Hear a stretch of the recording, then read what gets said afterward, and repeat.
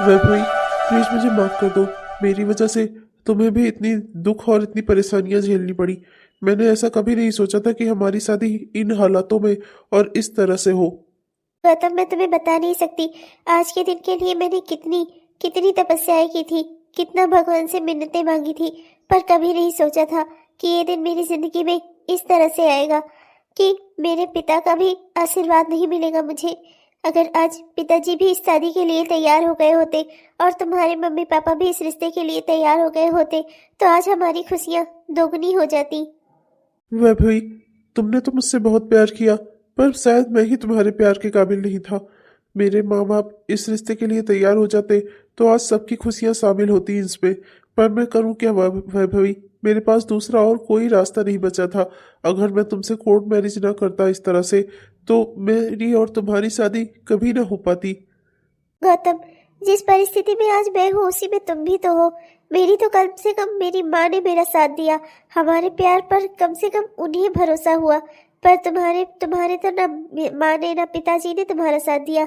तुम्हारे हालात तो मुझसे भी बुरे हैं, पर तब भी तुमने हिम्मत दिखाई और अपने प्यार को अपना बनाया। इससे बड़ी बात और क्या हो सकती है गौतम। तुम्हें दुखी होने की और चिंता करने की कोई जरूरत नहीं है। आज नहीं तो कल हमारे मम्मी पापा हमें माफ करके दे और हमारे रिश्ते को जरूर अपना लेंगे। तुम बिल्कुल सही कह रही हो। आज के इतने खास दिन को और आज की इतनी खूबसूरत रात को हम अपनी इन बीती और पुरानी और दुख देने वाली बातों को छोड़कर इसलिए खुश होना चाहिए कि हम दोनों एक दूसरे के साथ हो सके। जिस साथ के लिए हमने इतने समय तक प्रतीक्षा की थी, इतना हमने एक दूसरे को याद किया था, कितना हम दोनों ने एक दूसरे के लिए भगवान से मन्नतें मांगी थी। आज वो दिन, आज वो रात आई है, तो हमें खुश होना चाहिए एक दूसरे के साथ, ना कि दुख देने वाली बातों को याद करके और रोते रहना चाहिए। तुम बिल्कुल सही कह रही हो वैभवी। हमें इसलिए खुश होना चाहिए कि भगवान ने आज हमें मौका दिया एक दूसरे के साथ होने का। वही तो गौतम, हमने एक दूसरे का साथ पाने के लिए इतनी मेहनत की है, इतनी जद्दोजहद की है, और अब जब आज वो खास दिन आया है तो हम अपने इन दुख देने वाली बातों को याद करके रो रहे हैं। हमें ऐसा नहीं करना चाहिए। हमें तो खुश होना चाहिए कि हमने जिस चीज के लिए इतनी मेहनत की वो हमें मिल गया। मुझे तुम मिल गए और तुम्हें मैं मिल गई। सच में वैभवी, आज तुम्हें इस तरह से अपनी दुल्हन बनी हुई देखकर ना मैं बहुत खुश हूँ। मुझे तो लग रहा है जैसे मैं कोई सपना देख रहा हूँ। तुम्हें हकीकत में अपना बना लेना, ये मेरे लिए बहुत बड़ी बात थी। कई बार तो मुझे भी एहसास हुआ कि शायद तुम मेरी कभी नहीं हो पाओगी और शायद किस्मत हमें कभी नहीं मिलने देगी। पर मैंने भी ठान लिया था कि किस्मत से लड़ के अगर तुम्हें पाना पड़ा ना, तो मैं वो भी करूँगा। और मैं बेहद खुश हूँ वैभवी कि तुमने भी मेरा साथ दिया। मेरे प्यार को पाने के लिए तुमने भी उतनी ही मेहनत की जितनी की मैंने। वैभवी, मैं जानता हूँ कि मैं तुम्हारे लिए कोई खास इंतजाम नहीं कर पाया। ये जो कुछ भी थोड़ी बहुत सजावट है, ये सब संकेत ने किया है हम दोनों के लिए। पर देखना तुम, एक दिन अब तुम्हारे रहने के लिए मैं अच्छे घर का भी इंतजाम कर लूंगा और हम दोनों एक दूसरे के साथ हमेशा खुश रहेंगे। हाँ गौतम, तुम किसी बात की चिंता मत करो। हम दोनों मिलकर अपने लिए एक नया जीवन बनाएंगे। और तुम देखना, आज नहीं तो कल तुम्हारे मम्मी पापा और मेरे पापा भी इस रिश्ते के लिए तैयार हो जाएंगे। हम दोनों का प्यार देखकर ना एक दिन उन्हें भी झुकना ही होगा। वैभवी, मैं नहीं जानता कि अगर तुम मुझे न मिलती तो मेरा क्या होता। आज मैं आज मैं भगवान से बता नहीं सकता कि मैं उनका शुक्रिया किस तरह से अदा करूं। हाँ गौतम। मैं भी घर में रहती थी तो सुबह की चाय वही बनाया करती थी। मैंने तो आज तक चाय चीनी का डिब्बा तक नहीं देखा कि कहाँ पर रखा हुआ है। हमेशा वैभवी के हाथों की ही चाय पीने की आदत थी। बेचारी मेरी बच्ची, काश मैं उसकी शादी धूमधाम से कर पाई होती, अपने मन अनुसार उसे विदा कर पाती। पर मैं ऐसा कुछ नहीं कर पाई। बहुत दुख होता है मुझे। पर चलो, खुशी बस ये चीज सोचकर होती है कि मेरी वैभवी खुश है। वैभवी जिसके साथ जाना चाहती थी, मैंने उसकी विदाई उसी के साथ की है। ये बात मुझे खुशी देती है। अरे आप यहाँ किचन में क्या कर रहे हैं? मैं बस चाय बनाकर लाने ही वाली थी। आप चलिए, अपना अखबार खोलिए, मैं चाय लेकर आ रही हूँ। अरे तो क्या हो गया, मैं ही चाय बना देता हूँ। वैभवी के जन्म से पहले भी तो मैं चाय बनाया करता था। अदरक कहाँ है? चाय का डिब्बा कहाँ है? चीनी का कहाँ है? कहाँ गया सब? आप खुलकर कह क्यों नहीं देते? वैभवी की वजह से दुखी और परेशान हैं आप वैभवी का हालचाल जानना चाहते हैं, है ना? अगर आपको बेटी से प्यार है तो इसे एक्सेप्ट करने में क्या बुराई है? अपनी ही बेटी से प्यार करना कोई बुरी बात तो है नहीं। ऐसा कुछ नहीं है, मैं तो बस यूं ही चाय बनाने आ गया। मैं अच्छे से जानती हूँ आपको किचन का रास्ता तक याद नहीं होगा, पर वैभवी के जाने की वजह से आप चिंता में हैं और आप मुझसे जानना चाहते हैं कि वैभवी ठीक है कि नहीं। तो मैं आपको बता देती हूँ, वैभवी ठीक ठाक है, अपने घर में है। बस थोड़ा दुखी है क्योंकि उसके अपने पापा ने उसे आशीर्वाद नहीं दिया। कम से कम आपको तो ऐसा नहीं करना चाहिए था। गौतम के माँ बाप ऑलरेडी उससे गुस्सा है, ऑलरेडी उससे नाराज है। कम से कम बेटी को आप अपना आशीर्वाद दे देते तो उसके मन में एक मलाल तो ना रहता। ऐसा कुछ नहीं है गायत्री, और तुम एक बात कान खोल कर सुन लो, मैं इस रिश्ते को अपनी मंजूरी तब तक न देता जब तक कि गौतम के माँ बाप इस रिश्ते को अपनी मंजूरी न दे देते। अगर मेरी बात मानती वैभवी ना, तो मैं उसे कभी ये गलत कदम न उठाने देता कि वो उस लड़के से कोर्ट मैरिज कर ले जिसके माँ बाप ही इस रिश्ते के लिए तैयार नहीं है। आप वैभवी से प्यार करते हैं तो अपनी बेटी की खुशी नहीं दिखती आपको? आप भी गौतम के मम्मी पापा की तरह दकियानूसी सोच लेकर बैठे हैं कि अपने बच्चों के रिश्ता तय करना सिर्फ माँ बाप की जिम्मेदारी होती है। अरे जिंदगी गुजारना आपकी बेटी को है उस लड़के के साथ, फिर उसे वो पसंद है तो फिर इसमें क्या बुरी बात है? मुझे तो समझ नहीं आता, आखिर आप माँ बाप को क्या गलत लगता है? दकियानूसी सोच की बात नहीं है गायत्री, शादी सिर्फ दो लोगों का नहीं, दो परिवारों का भी मिलन होता है। और अगर एक परिवार ही एक बच्चे को नहीं अपना रहा है तो उस परिवार में अपनी बेटी भेजने का क्या मतलब? मैं अपने हाथों से अपनी बेटी की जिंदगी नहीं बर्बाद कर सकता था, और मैंने इसलिए तुम लोगों को मना भी किया था। हाँ, उस लड़के से शादी करने का फैसला खुद मेरी बेटी वैभवी का था, और मैंने वैभवी को आज़ादी दी है कि अपनी जिंदगी के फैसले वो खुद कर सके। ये मेरी मॉडर्न जमाने की सोच का ही नतीजा है, वरना अगर दकियानूसी सोच का आदमी होता ना मैं, तो कल चाह कर भी वैभवी गौतम से शादी ना कर पाती। बेचारी मेरी बच्ची वैभवी, काश काश गौतम के माँ बाप इस रिश्ते के लिए मान जाते तो आज सब कुछ कितना अच्छा होता। मेरी वैभवी को उसकी सारी खुशियाँ मिलती, वो भी पूरी तरह से। आज उसके पास सब कुछ है, उसका गौतम है, उसकी अच्छी जिंदगी है, दोनों बच्चों के पास सरकारी नौकरी भी है, सब कुछ है। पर कमी है तो सिर्फ एक कि उनके माँ बाप ही उनके साथ नहीं है। पता नहीं क्यों लोग अपने अहंकार को अपने बच्चों की खुशियों से ज्यादा अहमियत दे देते हैं। अरे जिंदगी में जब औलाद नहीं होती तो कितना दुख होता है, और वही औलाद जब आगे चलकर कुछ ऐसा करना चाहे जो उसका दिल करे तो माँ बाप ही उसके साथ ना हो। ऐसा क्यों?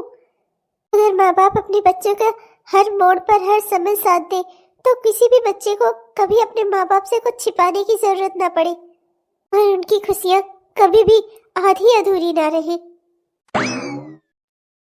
अरे मालिक आप यहाँ? ये तो वही बात हो गई कि सबरी के घर में राम पधारे हैं। मालिक आप क्यों आए? आपको कुछ कहना सुनना था तो आप हमें बुला लेते, हम दोनों ही आ जाते। शकुंतला देवी, कहने सुनने की बात तो होगी ही ना। तुम अच्छे से जानती हो मैं यहाँ पर क्यों आया हूँ।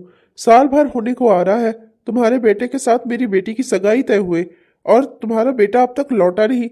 ऐसा भी क्या जरूरी काम आ गया जो वो तीज त्योहार भी नहीं आ पाता? हाँ अरे मालिक मैं क्या बताऊं आपको, आप तो जानते ही हैं आजकल सरकारी नौकरी मिलना किसी सपने से कम नहीं है, और मेरे बेटे को सरकारी नौकरी मिली है। आप तो जानते हैं 2-3 साल उसे मेहनत करनी होगी तब जाकर कहीं उसकी नौकरी परमानेंट होगी, सरकारी होगी। तो इसीलिए मालिक वो बहुत मेहनत कर रहा है, इसीलिए घर नहीं आ पाता। मैं जानती हूँ, अरे आपसे ज्यादा चिंता तो मुझे होती है। मैं अपने बच्चे को किसी भी त्योहार में घर नहीं देख पाती। मुझसे ज्यादा अफसोस किसे ही होगा, और मेरे बेटे से ज्यादा संतोष किसमें होगा? अपनी माँ से इतना दूर रह रहा है। मालिक मैं आपसे सच कह रही हूँ, अगर मेरा बस में होता ना तो मैं उसे आज के आज ही बुलाकर और रति बिटिया से शादी करा देती, पर मैं करूँ क्या मालिक? उसकी नौकरी होना भी तो जरूरी है, और मेरा बच्चा बहुत आत्मसम्मान वाला है। उसने कहा है कि वो रति से तभी शादी करेगा जब उसकी नौकरी सरकारी हो जाएगी। मालिक आप बिल्कुल चिंता मत करिए, रति बिटिया ना सिर्फ आपके घर में रह रही है, बाकी वो अमानत हमारी है। अरे हमारे ही घर में आएगी वो, हाँ बहू बनकर। मेरे बेटे की अमानत है वो। मेरा बेटा बस इंतजार कर रहा है कि वो रति के काबिल हो जाए तो वो तुरंत ही आकर आपसे रति की शादी की बात करेगा। वैसे तो तुम्हारी बातों पर मुझे शकुंतला देवी भरोसा नहीं हो रहा है। अगर ऐसी ही बात है ना तो अपने बेटे गौतम को बोलो आकर मेरी रति से सिर्फ सगाई ही कर ले, शादी बाद में होती रहेगी। नहीं नहीं मालिक, मेरा गौतम तो खुद ही कह रहा था कि वो जल्द से जल्द रति बिटिया से शादी करना चाहता है। उसने बस मुझसे यही कहा है कि माँ मैं सरकारी हो जाऊं तब मैं जाऊंगा रति से शादी करने। तो मालिक मैं नहीं चाहती कि मेरे बेटे की इच्छाओं के विरुद्ध कोई काम हो। बस 2-3 सालों की ही तो बात है। गौतम सरकारी हो जाएगा, उसके बाद रति और गौतम की सीधे मैं शादी ही करवा दूंगी। और तो आप देख ही रहे हैं मालिक, गौतम कितना बिजी इंसान है कि वो अपने घर नहीं आ पाता, अपनी माँ से मिलने नहीं आ पाता। तो ऐसे में उसकी शादी मैं कैसे करवाऊंगी भला। बस एक बार गौतम परमानेंट हो जाए, सरकारी नौकरी लग जाए उसकी, तब मैं रति से उसकी शादी करवा दूंगी। बस कुछ ही समय की बात है मालिक, वो भी यूं देखते देखते ही गुजर जाएगा। हाँ, जैसे ये 1 साल बीत गया देखते ही देखते। वैसे तो तुम्हारी किसी बात पर अब मुझे कोई भरोसा नहीं हो रहा है, लेकिन चलो ठीक है, तुम कह रही हो तो मैं इंतजार कर लेता हूँ। 2-3 साल बाद ही सही, कम से कम मेरी रति की शादी उस गौतम से तो हो जाएगी। चलो फिर ठीक है, मैं चलता हूँ। गौतम जैसे ही आए मुझे खबर करना। और हाँ, जरा जल्दी करना। अगर ऐसा ना हुआ कि गौतम और रति की शादी ना हो पाई ना, तो फिर मुझसे बुरा कोई नहीं होगा, समझ लेना अच्छे से। क्योंकि तुम्हें एक बात अच्छे से समझा दूं, राजेश तिवारी कभी भी अपने साथ किया हुआ धोखा नहीं भूलता, और उसके साथ जो धोखा करते हैं ना, वो उन्हें इस दुनिया में क्या दूसरी दुनिया में भी नहीं छोड़ता। समझ में आई तुम्हारे? अरे नहीं नहीं मालिक, आपके साथ धोखा करेंगे तो हम कहाँ जाएंगे। आप बिल्कुल चिंता ना करें, बस 2-3 सालों की ही बात है। गौतम यहाँ आएगा और वो रति से शादी करेगा, ये मेरी जुबान है आपको। और मैं आपसे वादा करती हूँ, इसमें जरा सा भी कोई भी झूठ बात नहीं है।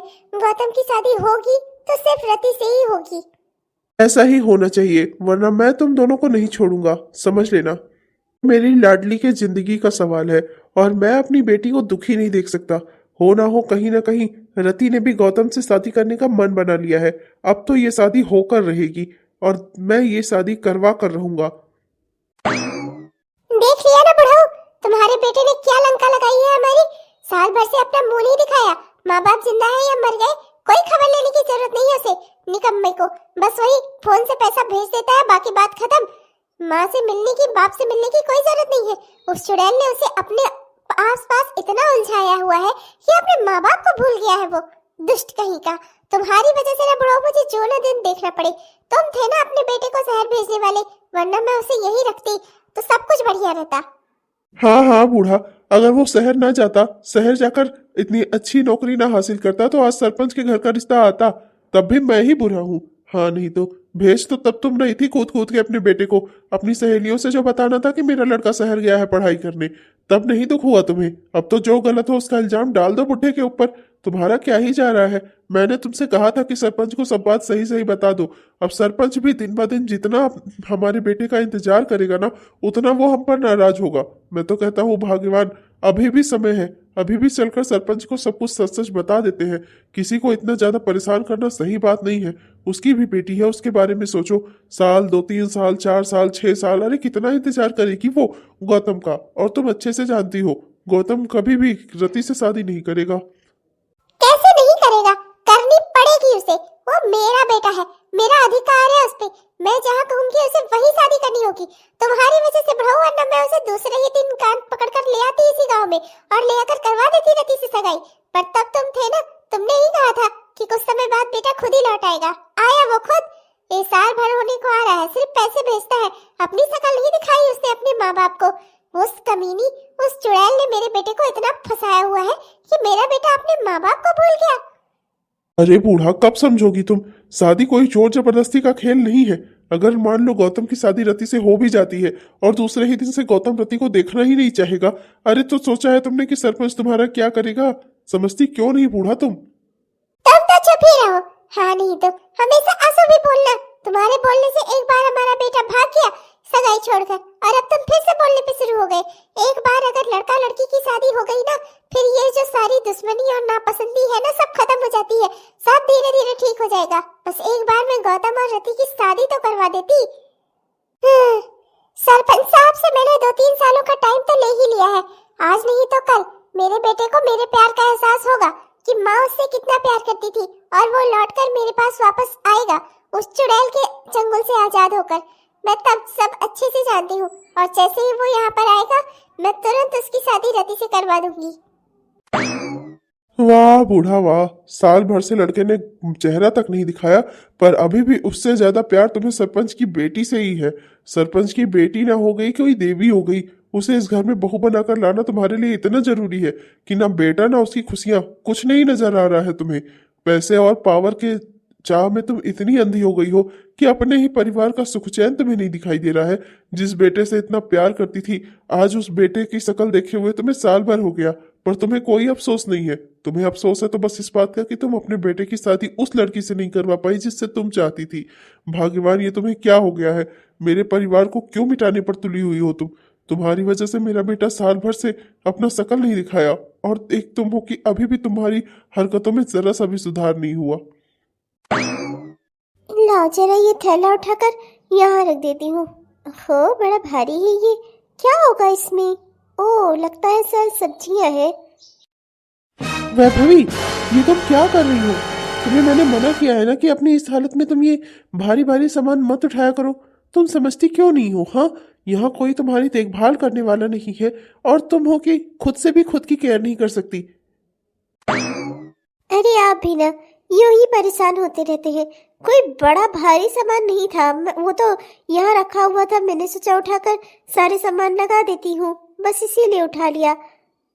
देखो वैभवी, भारी हो या हल्का, तुम्हें उसे पता करने की कोई जरूरत नहीं है। तुमसे मैंने क्या कहा है कि तुम्हें आराम करना है ना? तुम मेरी बात सुनती क्यों नहीं हो? अच्छा बाबा, आई एम सो सॉरी। अब नाराज मत हो प्लीज। अरे अरे, क्या हो गया बेटा, क्यों नाराज हो रहे हो? क्या हो गया? देखिए ना माँ, आपके जमाई को ना बहाना चाहिए होता है गुस्सा करने के लिए। छोटी छोटी सी बातों पर झगड़ा शुरू कर देते हैं। नहीं माँ, आपको नहीं पता, ये भारी भारी सामान उठा कर रख रही थी। मैंने इन्हें कितनी बार कहा है कि इन्हें आराम करना है, पर ये मेरी सुनती ही नहीं। अरे कुछ ही समय की बात और है, उसके बाद फिर तुम करना काम, पर अभी अभी तुम्हें आराम ही करना होगा। मेरे तो समझ में नहीं आता, कोई मेरे घर में है नहीं जो इसकी देखभाल कर सके, और इसकी ऐसी हरकतों पर मैं ऑफिस में रहूंगा तो मेरी चिंता बनी रहेगी। मुझे समझ में नहीं आता कि मैं करूं तो करूं क्या। इसे इस तरीके से छोड़कर मैं ऑफिस कैसे जाऊं? अरे बेटा, तुम्हें चिंता करने की कोई जरूरत नहीं है, मैं हूं ना। जब तक तुम ऑफिस में रहोगे तब तक मैं घर में रहूंगी। इसी बहाने मेरा भी मन लगा रहेगा, और मेरा होने वाला नाती या नातिन अपनी नानी से परिचित भी होता रहेगा। तो जब तक तुम ऑफिस में रहोगे तब तक मैं आकर घर इससे मुलाकात कर लिया करूंगी, और अपनी बेटी से थोड़ी बातें भी कर लिया करूंगी। और इसकी थोड़ी देखभाल भी हो जाएगी। अब तुम्हें चिंता करने की कोई जरूरत नहीं, तुम निश्चिंत होकर अपना ऑफिस जाओ। मम्मी, ये कहकर ना आपने मेरी सारी चिंताएं दूर कर दी। वाकई में मम्मी, अगर आप जैसी मम्मी मुझे ना मिलती तो पता नहीं मेरा क्या होता। Thank you so much mummy. अरे बेटा, एक और मम्मी कहते हो, एक और थैंक यू भी कहते हो। अच्छा मम्मी, चलता हूँ। नमस्ते। खुश रहो बेटा, खुश रहो। भगवान तुम्हें खूब लंबी उम्र दे। हर तुम वैभवी, अपना ख्याल रखना। एक भी शिकायत सुनूं ना मैं आकर माँ के मुंह से तुम्हारे लिए। समझ में आई तुम्हारे? अच्छे से अपना ख्याल रखना, और मेरे बच्चे का भी। अच्छा, मैं चलता हूँ। बाय। और भाई कैसा है? अब तो बाप बनने वाला है, अब तो काफी सुधार हो गया होगा तुझमें। हाँ यार, जिंदगी में नई नई खुशियों ने कदम रखा है। बहुत खुशी महसूस हो रही है। नई जिम्मेदारी होने वाली है, और सब कुछ बहुत अच्छा लग रहा है। वह बस क्या बस यार? बस एक ही बात का दुख है यार, जिंदगी की इतनी बड़ी खुशी में मेरे मम्मी पापा मेरे साथ नहीं है। माँ बाबूजी अगर आज साथ होते तो कितना अच्छा होता, वो भी मेरी खुशी में खुश होते। मेरी बीवी की मेरी माँ देखभाल करती, और मेरे बच्चे की भी। सब कुछ कितना अच्छा होता, कितना खुशहाल होता। और वैभवी के पापा भी उसका साथ देते। अरे यार, तो अब तो जिंदगी में इतना आगे बढ़ चुका है, अब तो तुझे अपने माँ बाबूजी को ये खबर दे ही देनी चाहिए कि तूने शादी कर ली है और तू बाप बनने वाला है। इतनी बड़ी खुशखबरी है, सुनकर शायद वो लोग तुझे माफी कर दें। दुनिया में कोई ऐसी माँ नहीं होती जो अपनी औलाद की खुशी में खुश ना हो, और फिर अब तो वैभवी माँ बनने वाली है। इससे ज्यादा बड़ी खुशखबरी तेरी माँ के लिए और क्या ही हो सकती है। नहीं यार, अभी नहीं। एक बार मेरा बच्चा इस दुनिया में आ जाए, तब मैं उसे ले जाकर सीधे माँ की गोदी में रख दूंगा। तब शायद माँ का दिल पिघल जाए मेरे लिए, पर अभी नहीं। जरूर भाई जरूर, देखना सब कुछ ठीक हो जाएगा यार, तू चिंता मत कर। जिंदगी में तुम दोनों ने बहुत संघर्ष किया है और अंत में विजय तुम दोनों के प्यार की ही हुई है और आगे भी यही होगा, तो चिंता मत कर। ये लीजिए जी, अपने नाती को अपनी गोद में नहीं लेंगे? इतनी बड़ी खुशखबरी मिली है, आप नाना बन गए हैं नाना। एक बार अपने नाती की शक्ल तो देखिए। अब बताइए, अब आप अपनी बेटी से कैसे नाराज रहेंगे भला? अरे रे रे मेरा प्यारा नाती बेटा, आज तेरा चेहरा देखकर ना तेरा नाना धन्य हो गया बेटा, धन्य हो गया मैं। गायत्री, मैं कभी भी अपनी बेटी से नाराज नहीं रहा, मैं तो बस इसकी खुशियां ही चाहता था। पापा, तो क्या आपने हमें माफ कर दिया? पापा जी, क्या आपने आज से मुझे अपने दामाद के रूप में स्वीकार कर लिया? प्लीज बताइए ना पापा जी, बोलिए ना। बिल्कुल बेटा, बिल्कुल, मैंने तुम्हें अपने दामाद के रूप में एक्सेप्ट कर लिया। मैं जान गया तुम लोगों का प्यार सच्चा था। और एक दिन तुम्हारे मम्मी पापा भी इस रिश्ते के लिए जरूर मान जाएंगे, ऐसा मेरा विश्वास है। हाँ बेटा, तुम्हें एक बार अपने मम्मी पापा से बात करनी चाहिए। आज नहीं तो कल वो इस रिश्ते के लिए मान ही जाएंगे। और जब तुम्हारी माँ ये सुनेंगी कि तुम्हें बेटा हुआ है तो वो बेहद खुश होंगी। देखो बेटा, अपने बच्चों से प्यारे ना उनके बच्चे होते हैं, तो वो जब तुम्हारे बच्चे की खबर सुनेंगी ना तो वो तुम्हें जरूर माफ कर देंगी। मेरा दिल ये कहता है। और एक सुखी परिवार वही होता है जिसमें सारे लोग, परिवार के सारे लोग खुश हों। समझे ना बेटा? जी जरूर माँ जी। अरे रे रे रे रे मेरा प्यारा मुन्ना, मेरा प्यारा मुन्ना, मेरा प्यारा बेटा, रे रे मेरा लाडला। ओहो, सारा दिन तो मुन्ने को आप ही खिलाते रहते हैं, तो मैं कब खिलाऊं इसे? आप तो मुन्ने की माँ बनते जा रहे हैं। हाँ, अरे आप भूल गए क्या, आप मुन्ने के पापा हैं, माँ इसकी मैं हूँ। अरे क्यों नहीं खिलाता रहूंगा, मेरा मुन्ना, मेरी भी तो जिम्मेदारी है। ले ले ले ले ले हूँ। गौतम, मुझे यकीन नहीं हो रहा है कि मैंने जो सपना देखा था, मेरा वो सपना आज पूरा हो गया है। मैंने सपना देखा था कि तुम्हारे साथ मेरा घर परिवार हो और हमारे एक प्यारा सा बच्चा हो। भगवान ने मेरी सब सुन ली। आज से मुझे भगवान से कोई शिकायत नहीं है और ना ही तो मुझे अब कुछ चाहिए। मुझे तुम मिल गए, इतना अच्छा घर मिल गया, परिवार मिल गया, सब कुछ हो गया मेरे पास। मुझे ना अब किसी भी चीज की कोई जरूरत नहीं है। वैभवी, तुम्हें पाना ना मेरे लिए भी किसी संघर्ष से कम नहीं था। मैंने तुमसे प्यार तो कर लिया था, पर तुम्हें पाने के लिए ना मुझे संघर्ष करना होगा, ये बात मुझे समझ में आ गई थी। लोग प्यार तो कर लेते हैं पर उसके लिए संघर्ष नहीं कर पाते, पर तुम्हें पाने के लिए ना अगर मुझे भगवान से भी लड़ना पड़ता ना तो मैं लड़ता, क्योंकि तुम ही मेरी जिंदगी हो, तुम ही मेरा सब कुछ हो। और वैभवी, मैं खुश हूँ कि जितना मैं लड़ा अपने लिए उतना ही तुम भी लड़ी मुझे पाने के लिए। मुझे बेहद खुशी है कि मेरा प्यार एक तरफा नहीं था, दो तरफा था। जितनी मेहनत मैंने की इस दिन को लाने के लिए, उतनी ही मेहनत तुमने भी की। मैं बहुत खुश हूँ वैभवी, मैं बहुत खुश हूँ कि आज तुम मेरी जिंदगी में हो और हमारे इस प्यार को मुकम्मल हमारे बेटे ने कर दिया। पर वैभवी, मुझे ना बेटी चाहिए थी, पर ये तो बेटा है। ऐसा नहीं है कि मैं इसे कम प्यार करूँगा, पर हमेशा से मेरी एक चाहत थी कि मेरी एक बेटी हो। है ना वैभवी, तुम्हारा क्या ख्याल है? हो गौतम, तुम कितने नोटी हो। बस करो हाँ, वरना मारूंगी मैं तुम्हें। हाँ नहीं तो।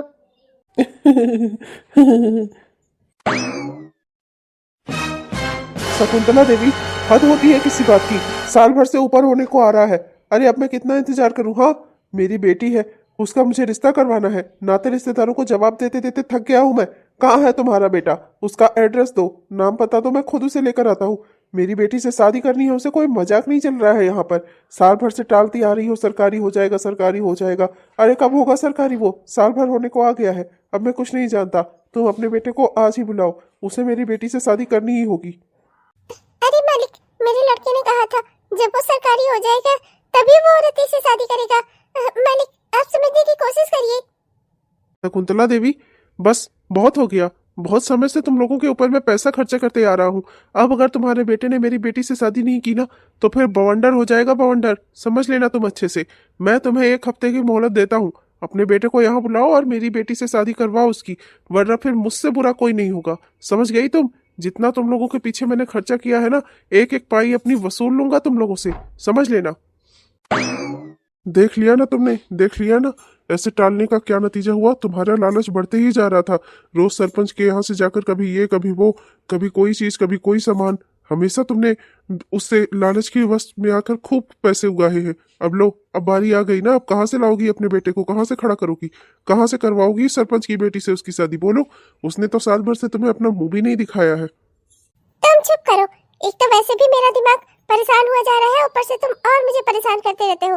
कभी कोई अच्छी राय मत देना, बस हमेशा मुझे डांटते और कोसते ही रहना। मेरी वजह से ही है जो कुछ है इस घर में, और चले हो तुम मुझे को सिखाने। अब जो भी हो, एक हफ्ते के अंदर मुझे गौतम को यहाँ लाना ही होगा। गौतम यहाँ साल भर से नहीं आया है तो क्या हुआ? अगर वो यहाँ नहीं आना चाहता तो वो यहाँ आएगा, क्योंकि उसकी अम्मा चाहती है। अगर वो यहाँ नहीं आना चाहता मैं तब भी उसे यहाँ लाऊंगी, क्योंकि मैं उसकी अम्मा हूँ, वो मेरा बेटा है और उसे वही करना होगा जो मैं कहूंगी। पागल हो गई हो क्या? साल भर से तो लड़का यहाँ आया नहीं तुम्हारी वजह से, और अब कह रही हो कि उसे यहाँ आना ही होगा। ऐसे ही आ जाएगा तुम्हारी बात सुनकर। ऐसे नहीं आएगा तो वैसे आएगा। मेरे दिमाग में प्लान है, अब बस उस प्लान को ही काम पर लगाना है मुझे। उसी प्लान के चलते ना वो यहाँ आएगा, और जरूर आएगा।